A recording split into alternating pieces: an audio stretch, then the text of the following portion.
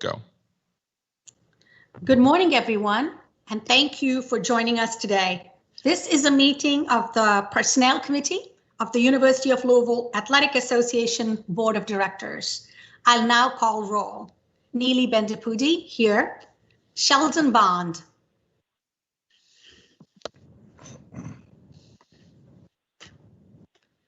Jerry Bradley.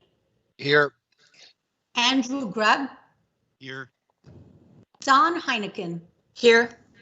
Sharon Moore. Here. Krista Wallace-Boas. Jake, if you would alert us when Sheldon and Krista join us. Certainly. Thank you. Having determined a quorum present, I'd like to call this meeting to order. One reminder before we begin, please mute your microphone when you're not speaking. Our first item of business is the approval of minutes of the May 29, 2020 meeting. May I have a motion to approve? So moved. Is there a second? Second. All those in favor, please signify aye. Aye. Aye. Any opposed? The motion carries. Our next item of business today is the evaluation of the athletic director and his evaluation of the associate athletic directors. I will ask Vince to briefly share with us an overview of the review process he is using for his associate athletic directors. And during that time, I would encourage the committee as well as other board members who are present to please ask any questions and provide feedback. After that is done, Vince will again present a very brief self-assessment. And if there are no other questions, Vince, if you would please begin. Thank you, Neely, and good morning to everyone. Appreciate you attending and being here for our annual evaluations. Process, just to go over that, is we have each of the associate ADs, which there's, or above, which there's a dozen of them in athletics, do a self-evaluation, and I meet with each of them to go through each of those areas and areas that I prescribe to them back as to where they're doing well, maybe where there's areas of improvement, goals for this coming year, and some initiatives for them to better excel in their position. Depending on where they are, we tailor it to their, what their future plans are. I'll start with Josh Hurd, who's the Deputy Athletic Director. Josh has oversight for baseball, football, men's basketball, also has men's and women's swimming and men's and women's golf. He handles oversight over our facilities with Michael Ortman, capital projects. This past year for Josh has been a terrific one. He's been a great assist to me in terms of during the COVID leadership aspect of things. He's worked with our master plan with Populous. Obviously, we've had to hire some assistant coaches in key sports to include men's basketball and football. We recruited a men's golf coach head coach for men's golf, Ryan Blagg, which our men's golf team, by the way, is competing in the national championship as we speak this weekend. Josh is also a member of DEI, Diversity, Equity, Inclusion Committee, and our Comp Committee. But Josh is a future AD in waiting as well. He's got plenty of confidence to do that. And as I tell him, when you see others have the same amount of confidence in you, you're probably ready. It's just more experience with decision making and some senior level things that and more exposure to finance, I think is going to avail him that opportunity to take his next step. Next, Amy Calabrese, who's our associate AD and senior woman administrator. Amy also, I think, is a future AD in waiting. And again, like Josh, has more experience along the way. Assumed the role back at towards the year end into the senior woman administrator, which we had talked about Amy and her aspirations last year, but she has sport administration oversight for women's basketball, volleyball, field hockey, women's soccer, men's and women's tennis, and softball. And of the teams I just mentioned, she brought a golden touch to some of those teams. The volleyball team went to the Sweet 16, women's basketball to the Elite 8, and the field hockey one step further in the Final Four. For the year for this, also I would say Amy was a part of the NCAA Pathways program, which we had her nominated. She got approved. There's like 20 leaders across the NCAA that were selected, and her pedigree and experiences bode well. Her student athlete experience here at the University of Louisville has really helped in our decision making. She plays a role on the comp committee. She also handles our housing and student conduct, which can be two challenging areas. And then looking forward, we're moving into our next Title IX, equity review, which she will lead that charge. And we've, alongside some of the sports that she has oversight for, working on a women's capital campaign of $10 million just towards some of our women's sports. So Amy is, as I say, her quote unquote voice has gotten louder in our senior team and in the ACC. She serves on the ACC Women's Basketball Committee, and the reviews back from other leaders in the conference to me have been terrific. Next up, Amy Shoemaker, who's our Associate AD and also Deputy Counsel. She plays a split role with athletics and the university, and also oversees our human resource administration aspects of the department. It's certainly Amy's fit within the department was immediate, and we had a number of legal issues when she joined us a few years ago that has been really valuable in mitigating. It certainly continues to reduce our outside reliance on outside counsel. She's on the comp committee, helps in HR with our Leadership Development Institute, the LDI, where it's a professional development program, oversees gift agreements. There's a number of things that we bring her from the legal aspect that she does and does extremely well. And with Amy, as I've encouraged her to get out amongst the sports. It's easy to, when you're in the council's office, if you will, in administration, to not feel as open and ready maybe to go visit with the head coaches and the teams, and I encourage her to do so. I don't want when the phone rings there to be the cringe factor when legal's calling. So that's been my encouragement. But, from Kara on the campus, CODRA, all those things really played a big role in our organizational restructure heading into the COVID cost reductions, has been helpful in the NCAA notice of allegations, steps, working with her in the head coaching contracts, all our third-party agreements and our RFPs. I'll stop there. The list will grow so I can get to others. Marvin Mitchell's next up, who's our Senior Associate AD of Academics and Diversity. This year with Marvin, as you can imagine, and the academics just continues to get better every year. Our student athlete performance is outstanding in the classroom, from a GPA, from a graduation success, our APR. All the statistics are moving in the right direction. Does a great job corralling upwards of 75 part-time tutors and his staff that advise each of these teams. The emphasis on life skills and community service has grown significantly as we create more well-rounded student athletes. Internship programs, which I know is a focus of Neely's, has been terrific in athletics. Serves as an ex officio on CAP. He's also on the CARA, CODRA core, which is ACC, and then the DEI inside of athletics.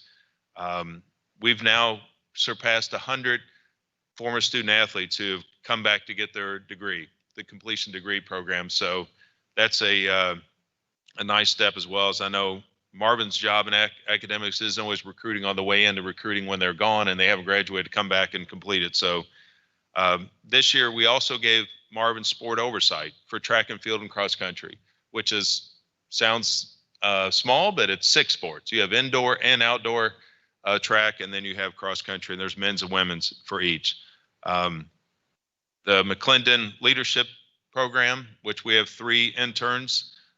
He's been helpful in that with Christia Worthy, who oversaw that program. So we've had him busy. We've stretched on his bandwidth, but it's availed us to give others in Marvin's department more responsibility too.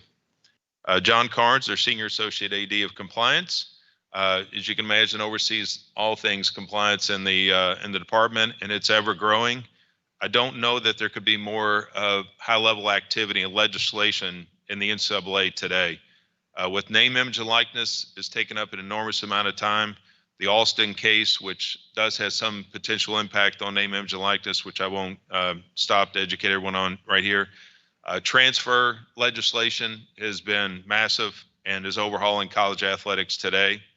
I think And then just as his day job around compliance, we have had a low amount, a level 3 activity, which you always have some, and we self-report, as most have learned recently.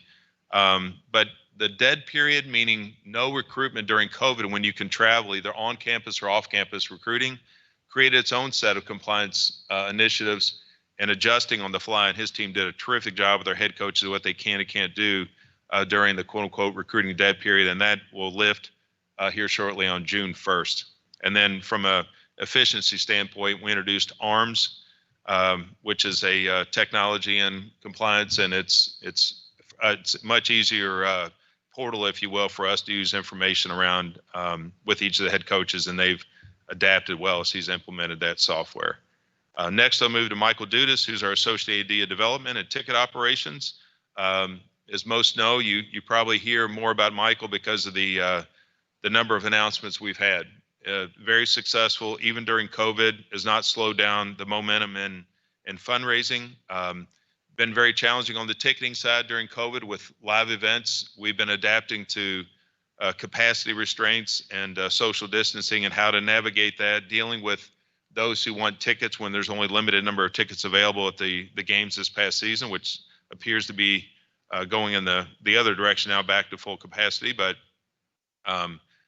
we've had our growth as 7-figure gifts has been at a record level. It was last year and this year. Really been supportive. We've needed it because we haven't had the revenue from our ticketing, obviously. And there's been a number of terrific projects that have been announced and it will be announced in the future on behalf of our student athlete experience here. There's around 25 million sitting there today, ready to apply to some of these projects that we have forthcoming and have announced, to include the Denny Crum Hall. The Women's Capital Campaign is more recent. We had a number of initiatives around women's locker room and tennis, video boards of field hockey and lacrosse, replacing the turf at field hockey. There's a number of initiatives we have there. We put together a budget and are looking to gain about 10 million towards just the women's sports. Obviously works closely with marketing and our fan engagement. And Michael's done a terrific job developing his talent, as well as Rachel Bilney and Megan Edwards have really come along nicely, as has Zach Brooks. Pat Ivey is our Associate AD Health and Performance. He oversees nutrition, sports medicine, strength conditioning, mental health. So everything mind and body with our student athletes reports up through Pat. Probably the most stressful position you could have had this year in COVID, in terms of how do you keep the athletes healthy? How do you keep them safe, as well as our staff? Mental health issues were an all-time high. It was really taxing on our two key people, and Kate O'Brien and Vanessa Shannon, and we're looking to expand that from 2 to 4, and those resources to assist our student athletes. But it was a tough one. Returning to campus, the contact tracing, quarantine, housing, how to deal with that, return to play, meaning how do they acclimate if they had a tougher case of it or they had no symptoms at all. There was a lot to do there. Matt Summers was terrific in assisting Pat, but really great leadership there. Obviously had to work closely with facilities and head coaches, and is now moving more into, which our student athletes want, more into the sports science, working with U of L Health to do that as well, and adding a director of sports science from that side of it, which will more feedback on, as I say, on the mind and body of our student athletes. Lottie Stockwell is our Associate AD of Marketing. All things that touch our department, our internal and external audience, I would say. Once again, the department was a finalist for NACMA, second year in a row, just for the amazing amount of output that we've had. Our social media performance, from Twitter to Facebook to Instagram, we're in the top 20 in really each of these social media platforms. We've really had to adapt this year, because in curtailing our staff, about 50 employees, Lottie's staff was cut back, and we had to do some realignments of staff and meet the needs of the sports. Heavy prioritization this past year, and again going into this year. But the fan engagement initiatives, to include our own Sports Center spoofs and others, gained record engagements and impressions with our fans. So we're certainly, as I'll talk about later, shifting more to analytical data and decision making, looking at return on investment when we do digital marketing and ticket promotions. She's works closely with Learfield This year, we've probably been one of the best, as they would say in our recent meeting, at mitigating impairment related to our corporate sponsors. The percentage leak there is lower than they're experiencing with others, and I think part of that has been our proactive engagement with them, led by some of the efforts in Lottie's department. Licensing ideas continue to grow. Allison Cook stepping up in that role. But if you haven't seen our Louis Locker, which is a nice fan engagement, you get some exclusive items that you can be a part of, like a subscription to licensed products. I encourage you to do so. It's a small amount. I know your board fees are high, $0. But if you want to invest in some fun and some product, invest in the Louis Locker. And then we'll continue to emphasize the return of the dunking bird, as most have seen that, and other sports continue to pick that up. Kenny Klein, who's our Hall of Fame Senior Associate of Sports Information, oversees everything from website to our media relations, sports coverage of all the 23 sports. Obviously, this year with media relations, there's been a significant amount of information flowing related to COVID, changing guidelines, what we're doing with fans. We had more unique media events probably this year than we have historically. Kenny also oversees the ACC Broadcast Center, which, as most know, the ACC network is housed out of. With, again, I'll continue to reference COVID. ESPN did not travel their staff. We were producing all of these events that you saw on TV right here on campus, and we'll continue to going forward. It became frankly, it helped offset our budget because it became a profit center for us with the stipends that the ESPN allows us to produce those events on campus. We have Kenny's recruited terrific talent in that broadcast center. And because we have so many outstanding teams and rankings, we were availed a lot of events on the network, and we'll, as I say, I don't see that changing. And ESPN, the ACC network, has advised us we should expect the same going forward in this next fiscal year. Kenny also works closely with the university's Office Communication Marketing and is our primary contact with our alumni and legacy, and he and I discussed a number of initiatives that I'd like to see as we move forward related to our legacy of excellence, from student athletes to some of our championship teams. Jeff Spelker, Associate Dean of Finance, he also oversees our IT department, our fleet of vehicles, the University of Louisville Golf Club.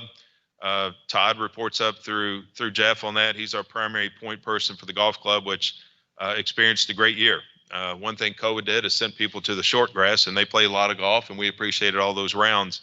It helped mitigate the annual loss that we sometimes see out of the golf club. But controlling expenses, even leaving fiscal year 20, our expense reduction plan started in fiscal year 20, that last quarter, where we produced a $4.3 million profit. It really enabled us an opportunity to reduce the potential loss in fiscal year 21.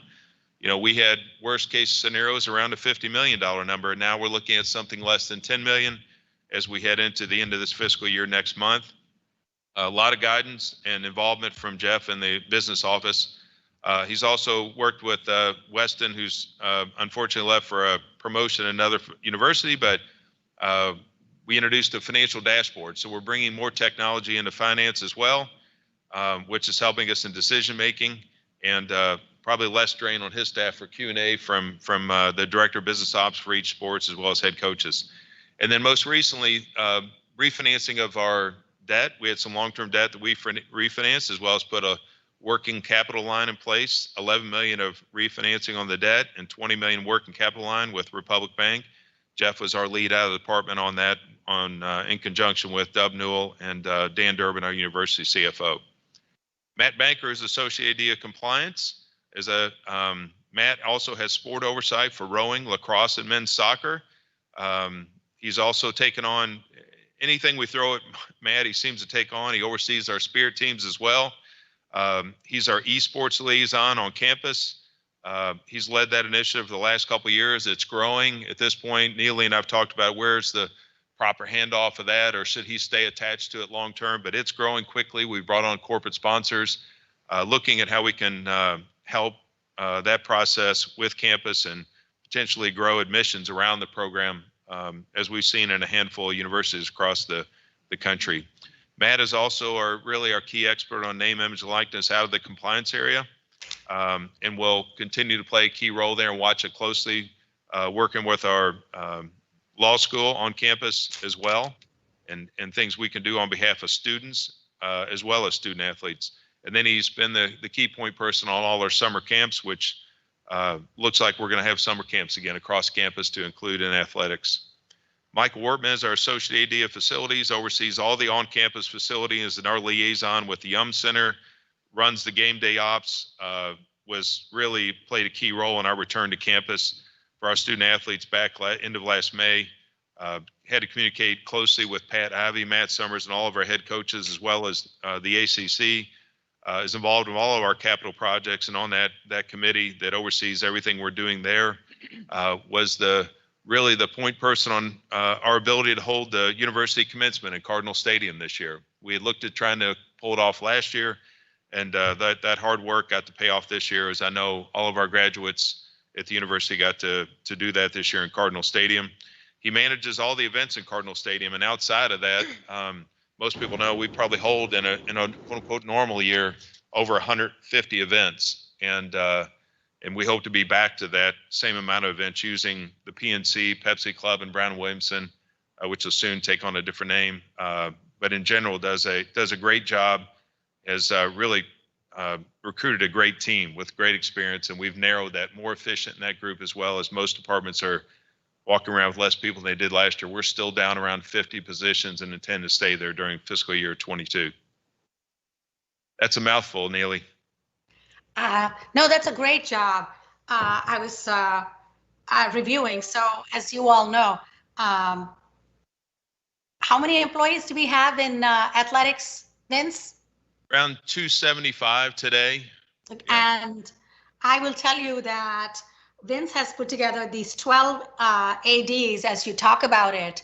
I have had an opportunity to interact with pretty much every single one of them, and they are top notch. They are really outstanding, and that's also credit to Vince.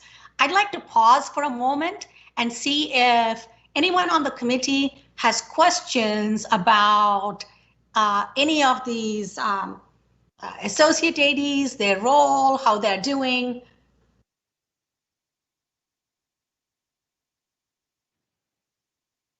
All right, if not, Neely, Vince, I have a question. I do. Sorry, Neely, go ahead, please. It's Jim Rogers. I'm not on the committee, but I have a question. Oh, absolutely. Anyone on the board, please, if you have questions. Vince, it's on the Michael Dudas on the development, and I think Amy Calabrese is working a capital commitment, a $10 million capital commitment project. How do you coordinate that with Jasmine Ferrier, and the three of you are not stepping on toes or talking to the same potential donors?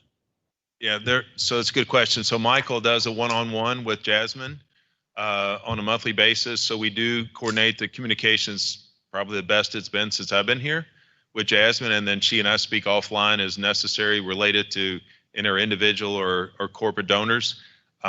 We obviously share information back and forth on what initiatives we might have, but also in individual donors, Commonwealth Credit Union, for example, she's got initiatives that fit their desire on campus, and then they may have additional desires related to something in athletics. So we try to sort that out together and with the company as to what are their goals or values, what do they have in their where they want to be engaged, whether it's internships or naming rights or whatever it might be. So there is a lot of coordination there, Jim. Okay, thank you. I noticed that Steve has a question, and Vince, this might be for you or for the in terms of the different associate ADs. What are the challenges you foresee? Yeah, I just think this year in general, excuse me, budgets. It's, even though we're going in with what I would like to believe a conservative budget, that's probably the biggest challenge is we're working with a much smaller staff than we had, a couple years ago. And how we navigate that with the sports, it forces us to prioritize, and how they handle those communications with head coaches in particular on maybe we can't do all the things we've done in the past and how we still represent our brand and their sports properly. But that's probably the biggest challenge I think of, is just the economics of how to prioritize where their dollars can go and how much we can make them last. Are there other questions? Sorry, Neely, this is Steve. I have one more. What Please. is with regards to your personnel? Obviously, you've developed a fantastic team. How do you see recruiting coming to replace these soon-to-be ADs who will leave or replace you? And how are you seeing recruiting coming up? Well, when I got here, Steve, and I could spend a lot of time on this, it was one of the 3 initiatives that was created in 2018 that was noted in the department, the lack of professional development. And so money on seminars or money on internal using campus. We have a lot of expertise in our campus faculty and staff to leverage. So we started that right away, engaging with various parties across campus to come over and frankly teach us. And we put together also a leadership development institute as part of our budget. We take about 15, 16 middle manager leaders, and they're trained on a 1-year basis. So we put them through a lot of training to prep them to be a junior sport administrator or one day be an AD or wherever they want to go. Financial acumen is part of that. And it's a very successful effort. We also give them case studies, just like as if they were in their master's program. So they're broken into groups, and we give them 4 key challenges that we may have in athletics, and we ask them to address it and bring us back the answer. So we prep them for those type of things, which I think is important in succession. For those that were also, we created junior sport administrators this year for the first time. So Rachel Bilney, Zach Brooks, Justin Ruffin, I'm forgetting some Laura. Trying to think who I'm forgetting. Lauren Russ, yeah. Those, we put them up under some of the administrators like Amy Calabrese and Josh Hurd, where they step in and they're learning to be a sport administrator with direct contact with the head coach with oversight from the sport admin. So we've tried to create a succession plan to do that. And also, as even related to myself, that Amy and Josh in particular, in those 2 key roles, that they have the skill sets that to replace me in any moment. And that's the way it's supposed to be, that I turn over a lot to them. I share a lot, I involve them in a lot of the committees. We created a comp committee. We created to go over any promotions, comp discussions, whatever and that rotates. The DEI committee, I could take you through more, but the point being is that over the last 3 years, we've put all this in place to develop our young talent and our senior talent that needed it as well. Thank you. Any other questions? If not, let me level set before I turn it over to Vince to provide an evaluation of his own performance. I think the way he walked us through the 12 associate ADs is very helpful. But just to remind everyone, especially given we have some new people, the evaluation today doesn't really have any formal action coming out of it. Your input will be part of what I take into account in my assessment of Vince, and then we present it at to the board at the June 11 meeting. And I'll also, of course, make sure I share your remarks with the Board of Trustees as well. As a reminder, Vince's evaluation falls into 3 broad buckets. One is the academic performance of our student athletes. That's very key. That's something we focus on. The second one, again, no surprise, is how the sports teams are doing. What is their competitiveness in the national landscape? And the third element is the way in which the coaches and the student athletes conduct themselves and represent the university on and off the field. So those are 3 broad areas. And so it's fitting that we will begin with Krista Wallace-Boaz as our faculty athletics rep and the chair of CAP. So Krista, would you provide your input into Vince's performance, please? Absolutely. Good morning.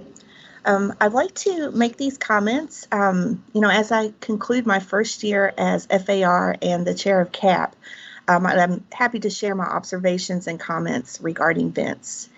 And, at the time of the last annual evaluation, Vince demonstrated a really high level of leadership as the entire campus began navigating through these first months of COVID-19.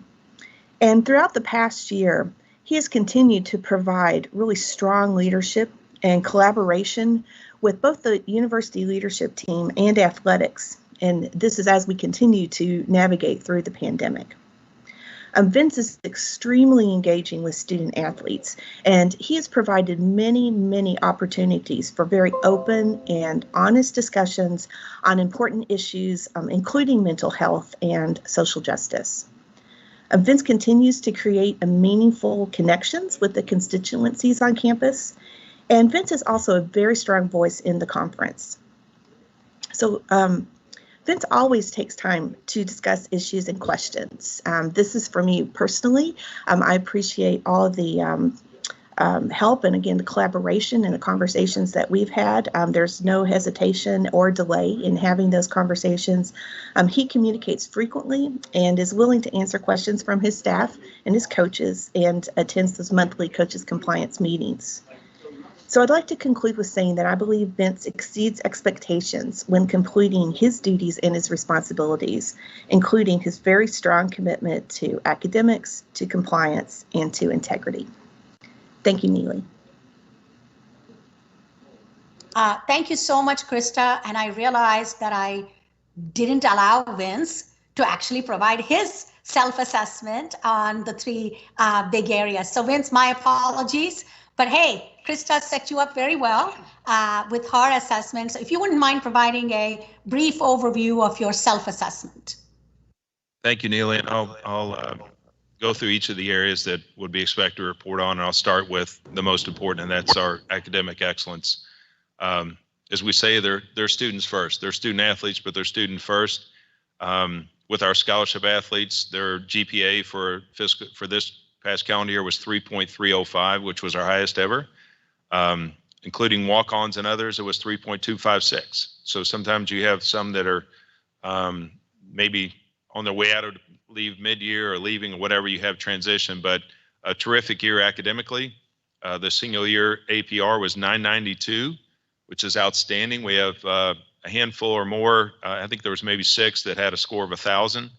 I think we had 18 of our 23 that were over 990 this past year, so that's outstanding. Our graduation success rate sits at 91%, which is terrific. It continues to trend up. I would expect it should. I know there'll be the challenge of this transfer portal that's coming in place and how that may impact APR and the graduation success rate is to be determined. The NCAA, just so most know, have relaxed the APR reporting and expectations for the next 2 years while they sort out what's going to happen with the transfer portal related on what comes and goes with the APR points. In terms of making our student athletes more well-rounded, a point of emphasis has been community service.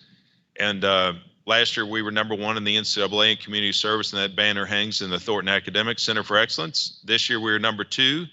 We were slightly beaten out, but our competitive nature will put us back in there. But just the fact that we're up there in this conversation shows the commitment and enjoyment that our student athletes have in our community.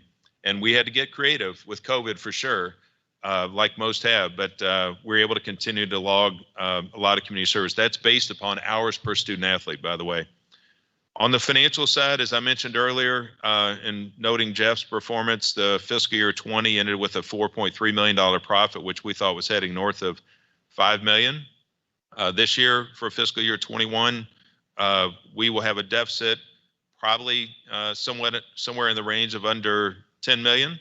We'll finalize those numbers here shortly, but based upon where I thought this could have been, we did a great job navigating the cost.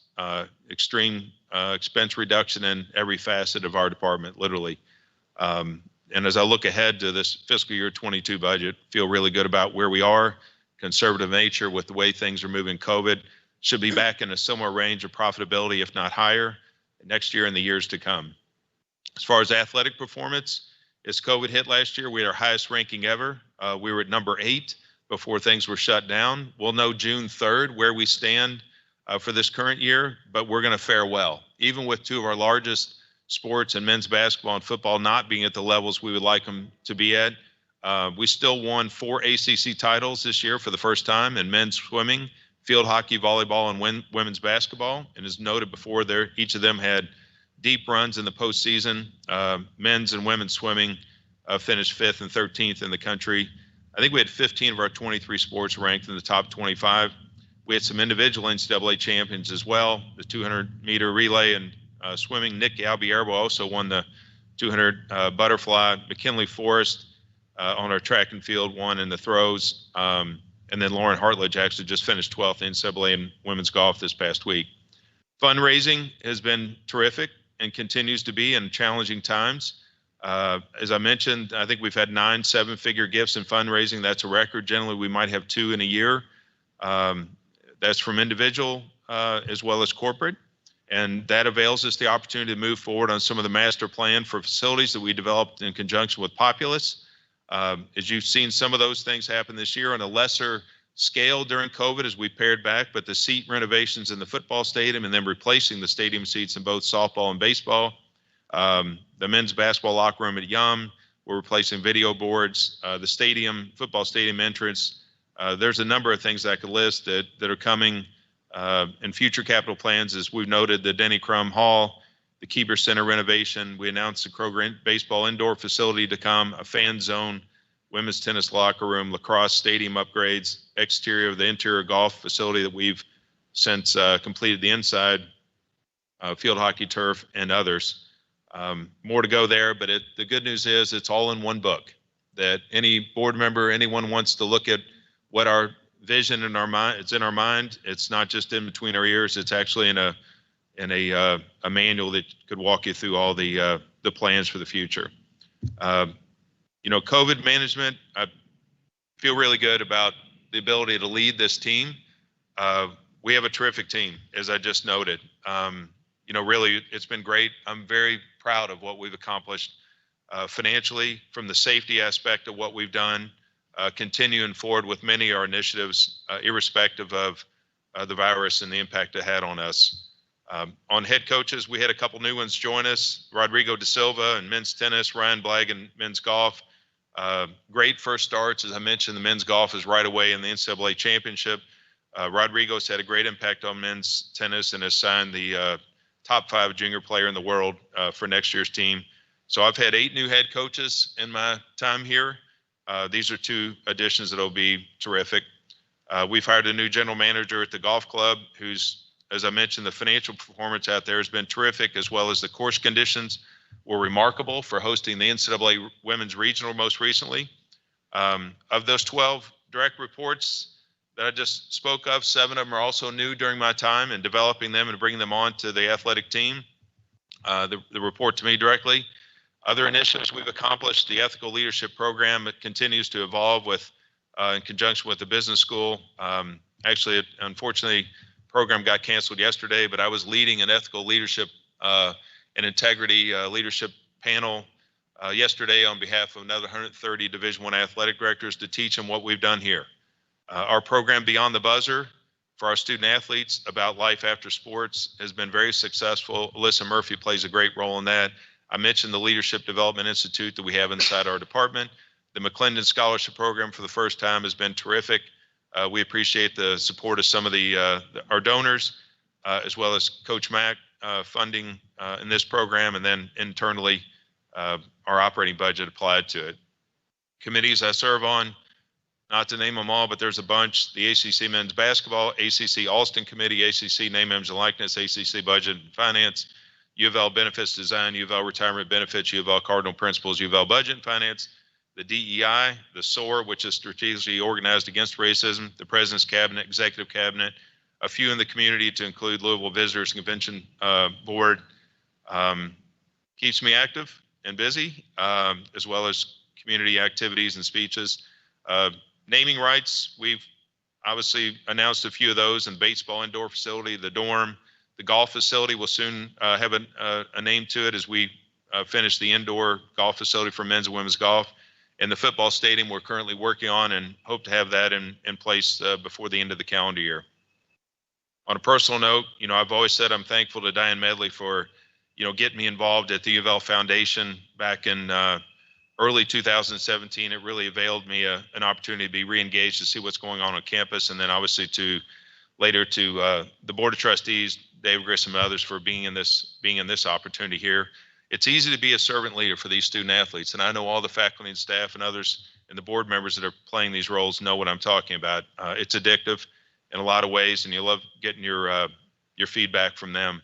So, I certainly accepted this role to be more than an AD and help the university and the ACC. I appreciate Krista's comments and recognition of that, and intend to play that role. The opportunity here for me, as they say in church terms, time, talent, and treasure, plays well for me. It's meaningful being born and raised here to do that, to give my time. It's hard to believe about 4 years has flown by. That was not my original intent. Certainly talent. I'm hopeful that able to do that here and add to a lot of areas. And then from the treasure aspect, I think you all know I was a donor before I got here and continue to. And I think I'm getting up there with some of our board members. I'll look at Sam as a screen. I'm chasing him. But this, I would say the systems are in place for a really well-run department. I think the way we've got fundraising with 25 million sitting, quote unquote, in the bank, with our master plan, the leadership structure and professional development we touched upon, all that's in a good place to make the athletic department self-sustaining. And we're effectively there today. But I think as we replenish our rainy day fund, and Jeff knows it's a goal of he and mine that we have 25 million in this athletic department sitting around in the rainy day fund. It should, which is about representative of 20-25% of our operating budget. Unfortunately, we had some incidents which caused me to be here that drained a fair amount of that, and then COVID didn't help. But we've executed really well to put ourselves in position. And I think just for me, looking at what needs to improve, certainly expanded lines of communications, even outside of athletics.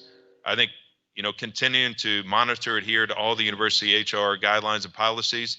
As most know, we had a recent incident with a basketball coach. The media represented as it's the same old, and it wasn't.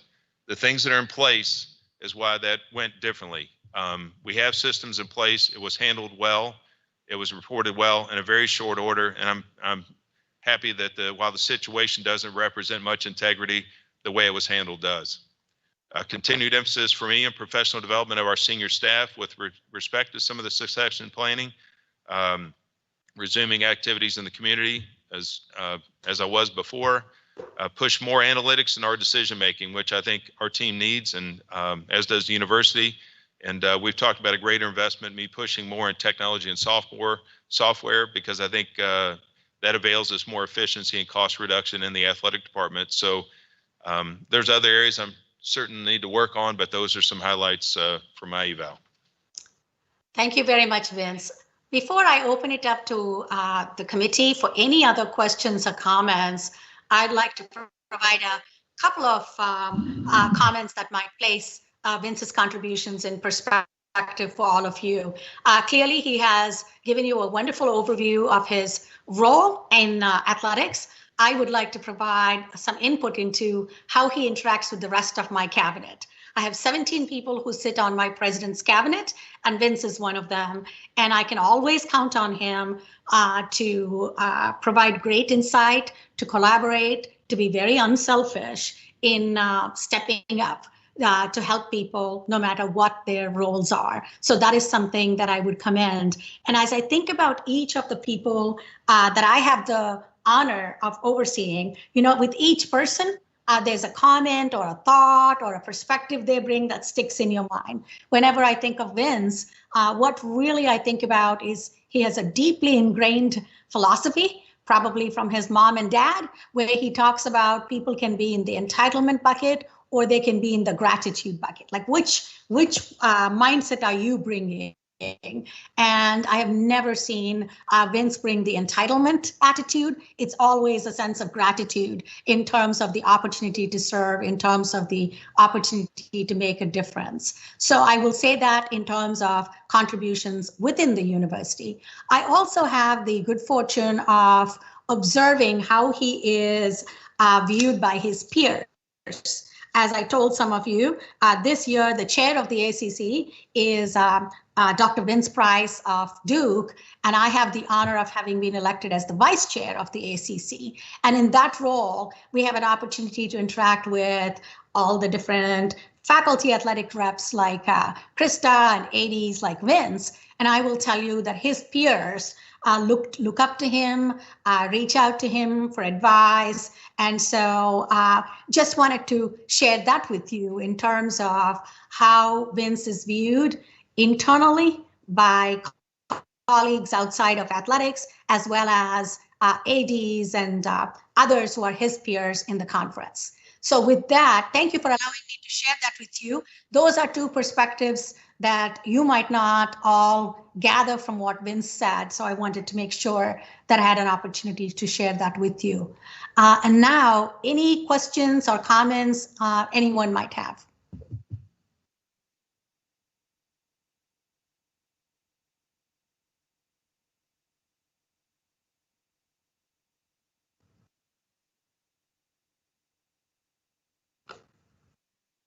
With Zoom and with Teams, I like to give it a little bit extra time so that people are unmuting, or I'm going to say going, gone. I'm going to give it another minute. Larry Benz, you might have unmuted yourself. Did you have something to add?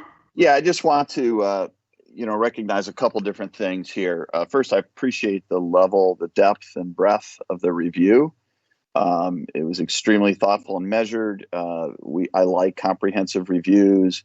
This not only included a review of his staff, but Vince completely by both you, Neely, as well as self-evaluation, which I'm always appreciative of. That's a very humbling experience to do it in front of so many people. So thank you, Vince. I want to recognize two areas that I've seen both as a ULAA member and as a fan. The first is in my relationship to the medical community, which is the extreme challenges of COVID. He mentioned Pat Ivey specifically and Matt Summers, but really that leadership begins at the top, and the unfunded mandate of COVID testing and all the things that go with it, in addition to the disruption, the behavioral health issues that are immense. I was really proud to see how behavioral health assets and resources were added to the mix. I'd like to add that to his review because I think that went a little unnoticed. And then secondly, the fiscal management. It's no surprise to see that, some power conferences like the SEC have just, divided up a bunch of dollars and sent it to their schools. The ACC did not do that, although it looks like next year's dollar amount is pretty significant. But to be able to manage that with, a deficit of what looks like to be about, $9-10 million is profound when you don't have any revenues on seat licenses, ticket sales, and the like. So I think those two are, just key areas that I wanted to highlight. Thank you. Thank you. I really appreciate that. Anyone else? If not, thank you, Vince. We all definitely appreciate your contributions, and please pass on to the associate athletic ADs how much we appreciate each of them and what they're doing. With that, may I have a motion to recess to executive session to discuss personnel matters pursuant to KRS 61.8101F. I need a motion. So moved. Is there a second? Second. Thank you. All in favor say aye. Aye. All right. Any opposed? Abstentions? The motion carries, and we are now going to be in executive session. I ask that only the following remain. Directors of ULAA, AD Tyre, Deputy Athletic Director Hurd, the General Counsel of the University, Angela Curry, and Associate University Counsel Shoemaker, Vice President and Chief of Staff Michael Wade Smith, and Assistant Secretary Jake Beamer. To everybody else, we will alert you when we have concluded the closed session. And you can also, of course, monitor the live stream for an indication of when we resume. So thank you for joining us. And if you would give it a minute.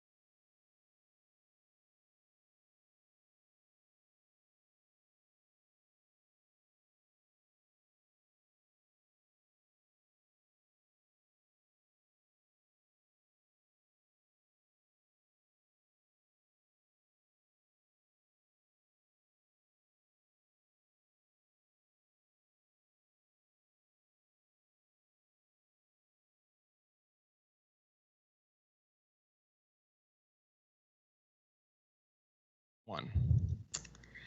Thank you very much.